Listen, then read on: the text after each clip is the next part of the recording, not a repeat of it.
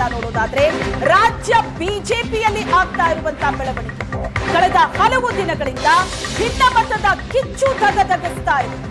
ಹೇಗಿದೆ ರಾಜ್ಯ ಬಿಜೆಪಿಯಲ್ಲಿ ಅಂದ್ರೆ ಯತ್ನಾಳ್ ವರ್ಸಸ್ ವಿಜಯೇಂದ್ರ, ಈ ಇಬ್ಬರ ನಡುವಿನ ಕಾದಾಟ ಪಕ್ಷದಲ್ಲಿ ಬಹಳ ದೊಡ್ಡ ಇರುಸು ಮುರುಸು, ಜೊತೆಗೆ ಕಾರ್ಯಕರ್ತರಿಗೂ ಕೂಡ ಗೊಂದಲ ತಂದಿದೆ. ಈಗ ಈ ಜಗಳ ಹೊಸ ಸ್ವರೂಪವನ್ನ ಪಡೆದು ಬೀದಿಗೆ ಬಂದು ನಿಂತಿದೆ.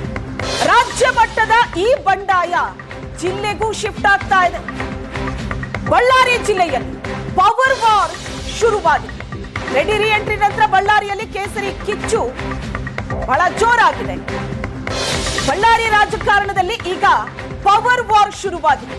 ಜನಾರ್ದನ ರೆಡ್ಡಿ ಬಳ್ಳಾರಿಗೆ ಎಂಟ್ರಿ ಕೊಟ್ಟಿದ್ದಾರೆ. ಗಡಿ ವಿಚಾರವಾಗಿ ಬಳ್ಳಾರಿಗೆ ನೋ ಎಂಟ್ರಿ ಇತ್ತು ಜನಾರ್ದನ ರೆಡ್ಡಿಗೆ. ಆದ್ರೆ ಯಾವಾಗ ಜನಾರ್ದನ ರೆಡ್ಡಿ ಬಳ್ಳಾರಿಗೆ ಎಂಟ್ರಿ ಕೊಟ್ರು ಆಗನಿಂದ ಪವರ್ ವಾರ್ ಬಹಳ ಜೋರಾಗಿದೆ. ಒಂದು ಕಡೆ ರಾಜ್ಯ ಬಿಜೆಪಿಯ ಒಳಗಿರುವಂತಹ ಬಂಡಾಯ, ಈಗ ಜಿಲ್ಲೆಯಲ್ಲೂ ಕೂಡ ಶುರುವಾಗಿರುವಂತಹ ಗೊಂದಲ. ಒಟ್ಟಲ್ಲಿ ಹೇಳಬೇಕು ಅಂದ್ರೆ ಬಿಜೆಪಿಯಲ್ಲಿ ಪರಿಸ್ಥಿತಿ ಹೇಗಿದೆ ಅಂದ್ರೆ ಮನೆಯೊಂದು ಮೂರು ಬಾಗಿಲು, ಒಡೆದ ಮನೆಯಂತಾಗಿದೆ ರಾಜ್ಯ ಬಿಜೆಪಿ. ರಾಜ್ಯ ಮಟ್ಟದಲ್ಲೇ ಸಮಸ್ಯೆ ಬಗೆಹರಿಸಿಕೊಳ್ಳೋದಕ್ಕಾಗ್ತಾ ಇಲ್ಲ. ಈಗ ನೋಡಿದ್ರೆ ಜಿಲ್ಲಾ ಮಟ್ಟದಲ್ಲೂ ಕೂಡ ಸಮಸ್ಯೆ ಜೋರಾಗ್ತಾ ಇದೆ. ಈ ಜಗಳ ಹೊಸ ಸ್ವರೂಪವನ್ನ ಪಡೆದು ಈಗ ಬೀದಿಗೆ ಬಂದು ನಿಂತಿದೆ. ಬಳ್ಳಾರಿಯಲ್ಲಿ ಶ್ರೀರಾಮುಲು ವರ್ಸಸ್ ಜನಾರ್ದನ ರೆಡ್ಡಿ. ರೆಡ್ಡಿ ವಿರುದ್ಧವೇ ತೊಡೆ ತಟ್ಟಿ ಅಖಾಡಕ್ಕಿಳಿದಿದ್ದಾರೆ ಶ್ರೀರಾಮುಲು. ಒಂದು ಕಾಲದಲ್ಲಿ ಇಬ್ರು ಕೂಡ ದೋಸ್ತಿಗಳು, ಆದ್ರೆ ಈಗ ನೋಡಿದ್ರೆ ಒಬ್ಬರ ವಿರುದ್ಧ ಮತ್ತೊಬ್ರು ತೊಡೆ ತಟ್ಟಿ ನಿಂತಿದ್ದಾರೆ. ಕಳೆದ ಬೈ ಎಲೆಕ್ಷನ್ಗೂ ಮೊದಲು, ಉಪಚುನಾವಣೆಗೂ ಮೊದಲು ಜನಾರ್ದನ ರೆಡ್ಡಿ ಬಳ್ಳಾರಿಗೆ ಎಂಟ್ರಿ ಕೊಟ್ಟಿದ್ರು. ಅದ್ದೂರಿಯಾಗಿ ಎಂಟ್ರಿ ಕೊಡ್ತಾರೆ ಬಳ್ಳಾರಿಗೆ. ಬೈ ಎಲೆಕ್ಷನ್ ಅಖಾಡದಲ್ಲಿ ಬಹಳ ಜೋರಾಗಿ ಓಡಾಡ್ತಾರೆ. ಆದ್ರೆ ಸಂಡೂರು ಕ್ಷೇತ್ರವನ್ನ ಗೆದ್ದುಕೊಳ್ಳೋದಕ್ಕೆ ಸಾಧ್ಯ ಆಗೋದಿಲ್ಲ. ಮೊನ್ನೆ ನಡೆದಂತ ಮೀಟಿಂಗ್, ರಾಜ್ಯ ಬಿಜೆಪಿ ಉಸ್ತುವಾರಿ ರಾಜ್ಯಕ್ಕೆ ಬಂದು ಮೀಟಿಂಗ್ ನಡೆಸಿದಾಗ ಶ್ರೀರಾಮುಲುಗೆ ಸಂಡೂರು ಸೋಲಿಗೆ ನೀವೇ ಕಾರಣ ಅನ್ನೋದನ್ನ ನೇರವಾಗಿ ಹೇಳಿದ್ದು. ಶ್ರೀರಾಮುಲು ಕೋಪಕ್ಕೂ ಕೂಡ ಇದು ಕಾರಣವಾಯಿತು. ಈ ನಡುವೆ ಬಳ್ಳಾರಿ ಪಾಲಿಟಿಕ್ಸ್ ನಲ್ಲೂ ಕೂಡ ರಾಜ್ಯ ಬಿಜೆಪಿಯಲ್ಲಿ ಮಾತ್ರ ಅಲ್ಲ, ಬಳ್ಳಾರಿ ಬಿಜೆಪಿಯಲ್ಲೂ ಪವರ್ ವಾರ್ಗೆ ಇದು ಕಾರಣ ಆಗಿದೆ.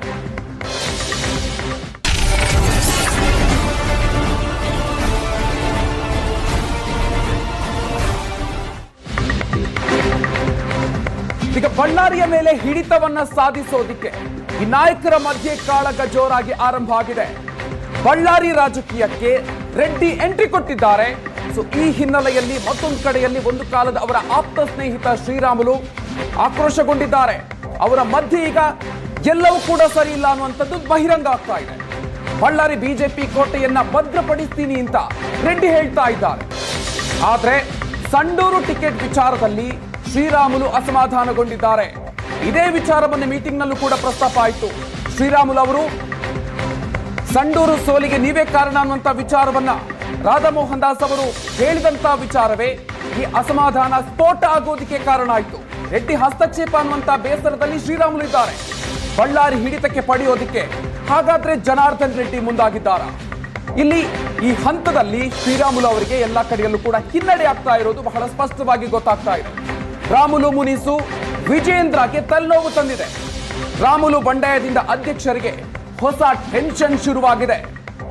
ಮುನಿಸಿಕೊಂಡಿದ್ದಂತಹ ರಾಮುಲು ತಟಸ್ಥ ಬಣದಲ್ಲಿ ಹಾಗಾದ್ರೆ ಕಾಣಿಸಿಕೊಳ್ತಾರ?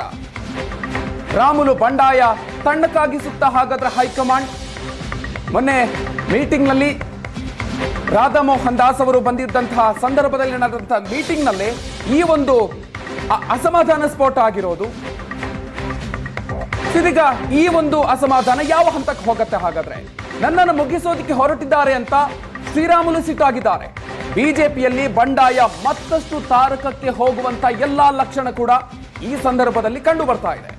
ಒಂದು ಕಡೆ ರಾಜ್ಯ ಬಿಜೆಪಿಯ ಸಮಸ್ಯೆಯೇ ಬಗೆಹರಿತಾ ಇಲ್ಲ. ಈಗ ಜಿಲ್ಲಾ ಮಟ್ಟದಲ್ಲಿ ತಲೆದೋರಿರುವಂತ ಈ ಸಮಸ್ಯೆಯನ್ನ ಬಿಜೆಪಿ ರಾಜ್ಯಾಧ್ಯಕ್ಷ ವಿಜಯೇಂದ್ರ ಹೇಗೆ ಬಗೆಹರಿಸ್ತಾರೆ? ಶ್ರೀರಾಮುಲು ಮುನಿಸ್ಕೊಂಡಿರೋದು ವಿಜಯೇಂದ್ರಗೂ ಕೂಡ ಬಹಳ ದೊಡ್ಡ ತಲೆನೋವಾಗಿದೆ. ಬಳ್ಳಾರಿ ಹಿಡಿತ ಪಡೆಯೋದಕ್ಕೆ ಜನಾರ್ದನ ರೆಡ್ಡಿ ಮುಂದಾಗಿದ್ದಾರಾ? ಬೈ ಎಲೆಕ್ಷನ್ ಟಿಕೆಟ್ ಹಂಚಿಕೆ ವಿಚಾರದಲ್ಲೂ ಕೂಡ ಶ್ರೀರಾಮುಲು ಬೇಸರಗೊಂಡಿದ್ರು. ಅಲ್ಲಿ ಇಬ್ಬರ ನಡುವೆ ಬಹಳ ಜೋರಾದ ಪೈಪೋಟಿ ಇತ್ತು. ಶ್ರೀರಾಮುಲು ಆಪ್ತ ಮತ್ತು ರೆಡ್ಡಿ ಆಪ್ತ ಫೈನಲಿ ಜನಾರ್ದನ ರೆಡ್ಡಿ ತನ್ನ ಆಪ್ತನಿಗೆ ಟಿಕೆಟ್ ಕೊಡಿಸುವಲ್ಲಿ ಸಕ್ಸಸ್ ಆದ್ರು. ಆದ್ರೆ ಬೈ ಎಲೆಕ್ಷನ್ ನಲ್ಲಿ ಸೋಲಾಗಿತ್ತು. ಆ ಸೋಲಿಗೆ ನೀವೇ ಕಾರಣ ಅಂತ ಮೊನ್ನೆ ಮೀಟಿಂಗ್ ನಲ್ಲೂ ರಾಜ್ಯ ಬಿಜೆಪಿ ಉಸ್ತುವಾರಿ ರಾಧಾ ಮೋಹನ್ ದಾಸ್ ಹೇಳಿರೋದು ಶ್ರೀರಾಮುಲು ಸಿಟಿಗೂ ಕೂಡ ಅದು ಕಾರಣ ಆಯಿತು.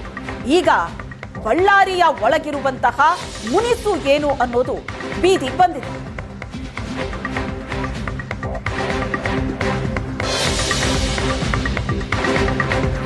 ಈ ಬಗ್ಗೆ ಹೆಚ್ಚಿನ ಡೀಟೇಲ್ಸ್ ಅನ್ನ ಕೊಡ್ತಾರೆ.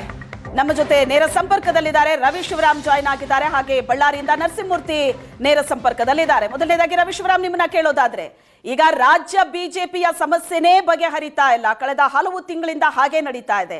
ಈಗ ಜಿಲ್ಲಾ ಮಟ್ಟದಲ್ಲೂ ಈ ಸಮಸ್ಯೆಗಳು ಕಾಣಿಸ್ಕೊಳ್ತಾ ಇದೆ. ಮೊನ್ನೆ ಅಷ್ಟೇ ನೋಡಿದ್ವಿ, ದಾವಣಗೆರೆಯಲ್ಲಿ ರೇಣುಕಾಚಾರ್ಯ ವರ್ಸಸ್ ಸಿದ್ದೇಶ್ವರ್ ಇಬ್ಬರ ನಡುವೆ ಜೋರಾಗಿದೆ ಬಡಿದಾಟ. ಈಗ ನೋಡಿದ್ರೆ ಬಳ್ಳಾರಿಯಲ್ಲಿ, ಸೊ ಈ ಬಳ್ಳಾರಿ ಬಡಿದಾಟ ಯಾವ ಹಂತದಲ್ಲಿದೆ? ಒಂದು ಕಾಲದ ಸ್ನೇಹಿತರು ಈಗ ನೋಡಿದ್ರೆ ತೊಡೆ ತಟ್ಟಿ ನಿಂತಿದ್ದಾರೆ.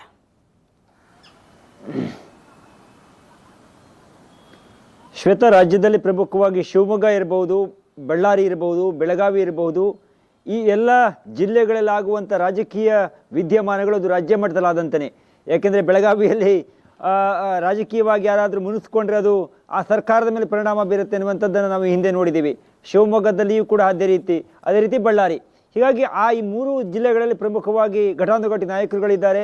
ಈ ಸಂದರ್ಭದಲ್ಲಿ ಬಳ್ಳಾರಿಯಲ್ಲಿ ಮತ್ತೊಮ್ಮೆ ಬಿಜೆಪಿಯಲ್ಲಿನ ಮನಸ್ತಾಪ, ಶ್ರೀರಾಮುಲು ಮತ್ತು ಜನಾರ್ದನ ರೆಡ್ಡಿ ಅವರ ನಡುವಿನ ವೈಮನಸ್ಸು ಈಗ ಜಗಜ್ಜಾಹೀರಾಗಿದೆ.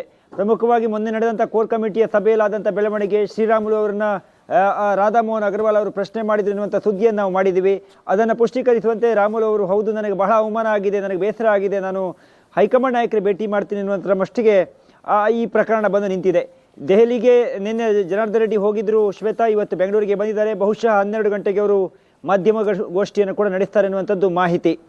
ಈಗ ಶ್ರೀರಾಮುಲು ಮತ್ತು ಜನಾರ್ದನ ರೆಡ್ಡಿ ಅವರ ಪ್ರಕರಣವನ್ನು ನೋಡೋದಾದರೆ, ಈ ಹಿಂದೆ ಅವರು ಆತ್ಮೀಯರಾಗಿದ್ದರು, ಬಹಳ ದೋಸ್ತರಾಗಿದ್ದರು. ಆದರೆ ರೆಡ್ಡಿ ಅವರು ಯಾವಾಗ ಬಳ್ಳಾರಿಗೆ ಕಾಲನ್ನು ಇಟ್ಟರು, ಬಳ್ಳಾರಿಗೆ ಹೋಗಿ ಅಲ್ಲಿ ರಾಜಕಾರಣವನ್ನು ಶುರು ಮಾಡಿ ಮತ್ತೆ ನಾನು ಬಿಜೆಪಿಯನ್ನು ಭದ್ರಪಡಿಸ್ತೀನಿ ಹೇಳುವಂಥ ಮಾಧ್ಯಮ ಹೇಳಿಕೆಯನ್ನೇನು ಕೊಟ್ಟರು. ಸಂಡೂರಿನಲ್ಲಿ ಅದೇ ಸಂದರ್ಭಕ್ಕೆ ಉಪಚುನಾವಣೆ ಎದುರಾಯಿತು. ಸಂಡೂರಿನ ಒಂದು ರೀತಿ ಉಸ್ತುವಾರಿಯಾಗಿ ಅವರು ಕೆಲಸವನ್ನು ಮಾಡಿದರು, ಅಲ್ಲೇ ಮನೆಯನ್ನು ಮಾಡಿದರು. ಆದರೆ ಅಭ್ಯರ್ಥಿಗೆ ಸೋಲಾಯಿತು. ಪ್ರಮುಖವಾಗಿ ಆ ಅಭ್ಯರ್ಥಿಯನ್ನು ಆಯ್ಕೆ ಮಾಡೋದಕ್ಕೆ ಶ್ರೀರಾಮುಲು ಅವರ ಒಂದು ವಿಶ್ವಾಸವನ್ನು ಗಳಿಸ್ಕೊಂಡಿರಲಿಲ್ಲ. ಅವರಿಗೆ ಇಷ್ಟ ಇರಲಿಲ್ಲ ಅಭ್ಯರ್ಥಿಗೆ, ಅಂದರೆ ಬಂಗಾರು ಹನುಮಂತವ್ರಿಗೆ ಟಿಕೆಟನ್ನು ಕೊಡೋದಕ್ಕೆ ಅನ್ನುವಂಥದ್ದು ಅವತ್ತಾದಂಥ ಚರ್ಚೆ. ಆದರೆ ಜನಾರ್ದನ ರೆಡ್ಡಿ ಮತ್ತು ಶ್ರೀರಾಮುಲು ಅವರ ನಡುವಿನ ರಾಜಕೀಯ ಒಂದು ರೀತಿಯ ವೈಷಮ್ಯಗಳು ಇವತ್ತು ರಾಜ್ಯ ಬಿಜೆಪಿಗೆ ಮತ್ತೊಂದು ರೀತಿಯ ತಲೆನೋವನ್ನು ತಂದಿಟ್ಟಂತೆ ಕಾಣ್ತಾ ಇದೆ. ಒಂದು ಕಡೆ ಯತ್ನಾಳ್ ಅವರು, ರಮೇಶ್ ಜಾರಕಿಹೊಳಿ ಅವರು ಬಂಡಾಯವನ್ನು ಸಾರಿದರೆ, ಮತ್ತೊಂದು ಕಡೆ ತಟಸ್ಥ ಬಣ ಎನ್ನುವಂಥದ್ದೇನು ಬಿಜೆಪಿಯಲ್ಲಿ ಬಹಳ ಸಕ್ರಿಯವಾಗಿದೆ. ಅವರು ಅವಕಾಶವನ್ನು ಕಾಯ್ತಾ ಒಂದು ವೇಳೆ ಬದಲಾವಣೆಯನ್ನು ಮಾಡುವಂಥ ಸಾಧ್ಯತೆಗಳಿದ್ರೆ ಬದಲಾವಣೆ ಮಾಡುವ ಅವಕಾಶವನ್ನು ಬಳಸಿಕೊಳ್ಳುವ ನಿಟ್ಟಿನಲ್ಲಿ ಕೂಡ ಮತ್ತೊಂದು ಬಡ ಪ್ರಯತ್ನ ಮಾಡ್ತಿರುವಾಗ ಬಳ್ಳಾರಿ ಒಳಗಡೆ ಇರುವಂತ ಬೇಗುದಿ ಹೊರಗಡೆ ಬರೋದಕ್ಕೆ ಏನ್ ಕಾರಣ? ಮೊನ್ನೆ ರಾಧಾ ಮೋಹನ್ ದಾಸ್ ಬಂದಾಗ ಸಂಡೂರು ಸೋಲಿಗೆ ನೀವೇ ಕಾರಣ ಅಂತ ಶ್ರೀರಾಮುಲು ಅವರನ್ನ ನೇರವಾಗಿ ಬ್ಲೇಮ್ ಮಾಡಿದ್ದು ಈ ಆಕ್ರೋಶ ಹೊರಗಡೆ ಬರೋದಕ್ಕೆ ಕಾರಣ ಆಯ್ತಾ? ಬಳ್ಳಾರಿ ಒಳಗಡೆ ನಡೀತಾ ಇರೋದು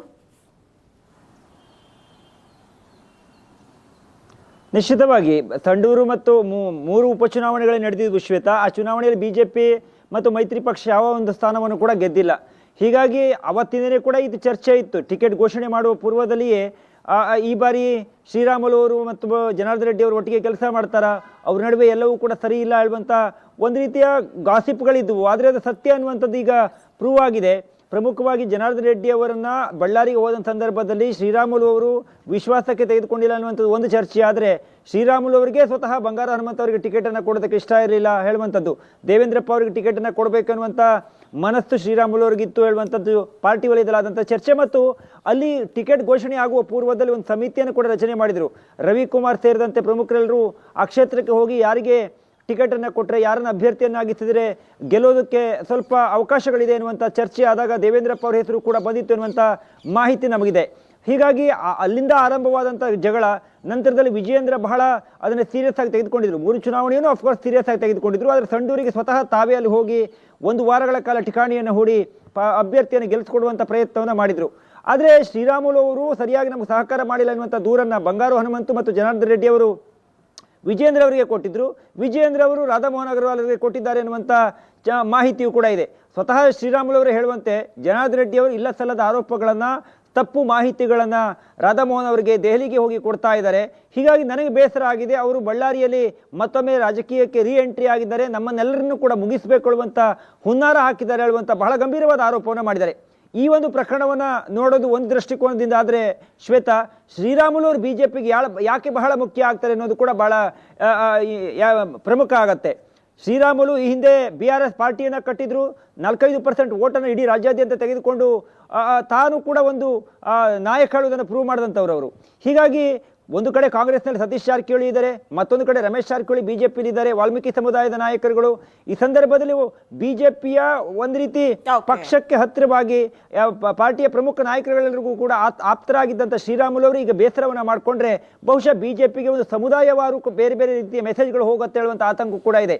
ಹೀಗಾಗಿ ಶ್ರೀರಾಮುಲು ಅವರ ಮತ್ತು ಜನಾರ್ದನ್ ರೆಡ್ಡಿ ಅವರ ಒಂದು ವೈಮನಸ್ಸನ್ನ ಈ ರೀತಿಯ ಜಗಳವನ್ನ ಆರಂಭದಲ್ಲಿ ಸರಿ ಮಾಡುವ ಪ್ರಯತ್ನವನ್ನು ಕೂಡ ರಾಜ್ಯ BJP ನಾಯಕರು, ಕೇಂದ್ರ ನಾಯಕರು ಮಾಡ್ತಾ ಇದ್ದಾರೆ ಅನ್ನುವಂಥ ಮಾಹಿತಿ ಬರ್ತಾ ಇದೆ. ಎಸ್ ಸರ್, ವಿಶ್ವರಾಮ್ ಹಾಗೆ ಸಂಪರ್ಕದಲ್ಲಿರಿ. ಎಸ್, ಈಗ ಬಳ್ಳಾರಿಯಿಂದ ನಮ್ಮ ರಿಪೋರ್ಟರ್ ನರಸಿಂಹಮೂರ್ತಿ ಸಂಪರ್ಕದಲ್ಲಿದ್ದಾರೆ. ನರಸಿಂಹಮೂರ್ತಿ, ಬಳ್ಳಾರಿ ಪಾಲಿಟಿಕ್ಸ್ ನ ಬಗ್ಗೆ ಹೇಳೋದಾದ್ರೆ ಈಗ ಜನಾರ್ದನ ರೆಡ್ಡಿ ಎಂಟ್ರಿ ಕೊಟ್ಟಿದ್ದಾರೆ. ಕಳೆದ ಬೈ ಎಲೆಕ್ಷನ್ ಏನ್ ನಡೀತು ಅದಕ್ಕಿಂತ ಸ್ವಲ್ಪ ಮುಂಚೆ ಎಂಟ್ರಿ ಕೊಟ್ಟಿದ್ದು. ಬಟ್ ಅದಕ್ಕಿಂತ ಮುಂಚೆ ಶ್ರೀರಾಮುಲು ಅವರ ಹಾದಿ ಯಾವ ತರ ಇತ್ತು ಬಳ್ಳಾರಿ BJP ರಾಜಕೀಯದಲ್ಲಿ? ಈಗ ಜನಾರ್ದನ ರೆಡ್ಡಿ ಅವರ ಎಂಟ್ರಿಯಿಂದ ಏನೆಲ್ಲ ಬದಲಾವಣೆ ಆದಂತಿದೆ ಅಲ್ಲಿ? ಶ್ರೀರಾಮುಲು ಅವರಿಗೆ ಇದು ಯಾವ ರೀತಿ ಹೊಡ್ತಾ ಕೊಡ್ತಾ ಇದೆ ಹಾಗಾದ್ರೆ?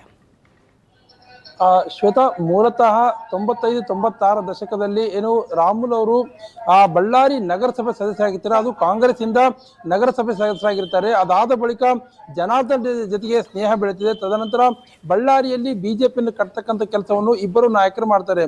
ಇವರ ಅದೃಷ್ಟವೋ ದುರದೃಷ್ಟವೋ ಗೊತ್ತಿಲ್ಲ. 99ರಲ್ಲಿ ಅಂದ್ರೆ ಇವರ ಅದೃಷ್ಟವೆನ್ನುವಂತೆ 99ರಲ್ಲಿ ಸೋನಿಯಾ ಗಾಂಧಿ ಮತ್ತು ಸುಷ್ಮಾ ಸ್ವರಾಜ್ ಎಲೆಕ್ಷನ್ ಅನ್ನು ಬಳ್ಳಾರಿಯಲ್ಲಿ ನಡೀತಿದೆ. ಆ ಸಂದರ್ಭದಲ್ಲಿ BJPಗೆ ತುಂಬಾನೇ ಹತ್ರ ಆಗ್ತಕ್ಕಂಥ ಇಬ್ಬರು ನಾಯಕರು 99ರಲ್ಲಿ ಏನು ಸ್ವತಃ ಶ್ರೀರಾಮುಲು ಅವರು ಬಳ್ಳಾರಿ ವಿಧಾನಸಭೆಗೆ ಸ್ಪರ್ಧೆ ಮಾಡ್ತಾರೆ, ಏನು ಸುಷ್ಮಾ ಸ್ವರಾಜ್ ಅವರು ಲೋಕಸಭೆ ಸ್ಪರ್ಧೆ ಮಾಡ್ತಾರೆ. ಇಬ್ರು ಕೂಡ ಆ ಚುನಾವಣೆಯಲ್ಲಿ ಸೋಲ್ತಾರೆ. ಆದ್ರೆ ಆ ಇಬ್ರು ಸೋತಂತ ನಂತರದ ದಿನಗಳೇನಂದ್ರೆ BJPಯು ಭದ್ರವಾಗುತ್ತೆ. ಅದ್ರ ಜೊತೆಗೆ ಜನಾರ್ದನ್ ರೆಡ್ಡಿ ಮತ್ತು ಶ್ರೀರಾಮುಲು ಅವರ ಸ್ನೇಹ ಕೂಡ ತುಂಬಾನೇ ಗಟ್ಟಿ ಆಗ್ತಾ ಹೋಗ್ತದೆ. 2004ರಿಂದ ನಿರಂತರವಾಗಿ ಶ್ರೀರಾಮುಲು ಅವರು ಗೆಲ್ತಾನೆ ಹೋಗ್ತಾರೆ.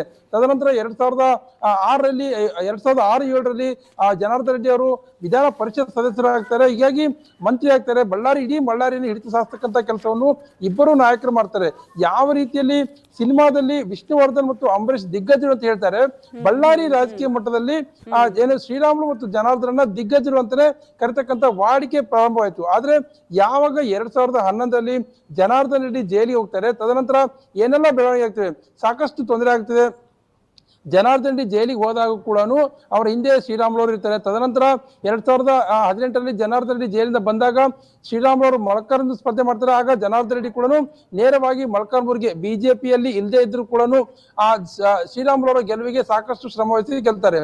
ಆದ್ರೆ ಯಾವಾಗ 2018ರ ನಂತರ ಆದಂತಹ ಬೆಳವಣಿಗೆಯಲ್ಲಿ ಆರಂಭದಿಂದ ಅಂದ್ರೆ 2018ರ ಚುನಾವಣೆ ಬಳಿಕ ಯಾವಾಗ ಜನಾರ್ದನ್ ರೆಡ್ಡಿ ಮತ್ತೊಮ್ಮೆ BJPಗೆ ಬರಬೇಕು ಅಂತಾರೆ, ಅದಕ್ಕೆ BJPಯಲ್ಲಿ ಸೊಪ್ಪು ಹಾಕೋದಿಲ್ಲ.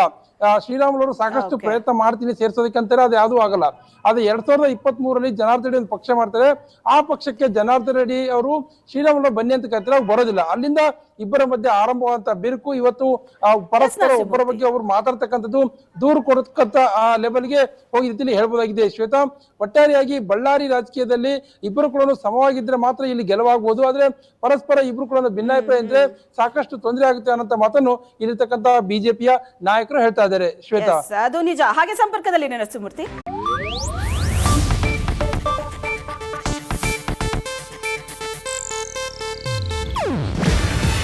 ಇದು ಏಷ್ಯಾನೆಟ್ ನ್ಯೂಸ್ ನೆಟ್ವರ್ಕ್ ಪ್ರಸ್ತುತಿ. ನೀವು ನೋಡ್ತಿದ್ದೀರಾ ಏಷ್ಯಾನೆಟ್ ಸುವರ್ಣ ನ್ಯೂಸ್.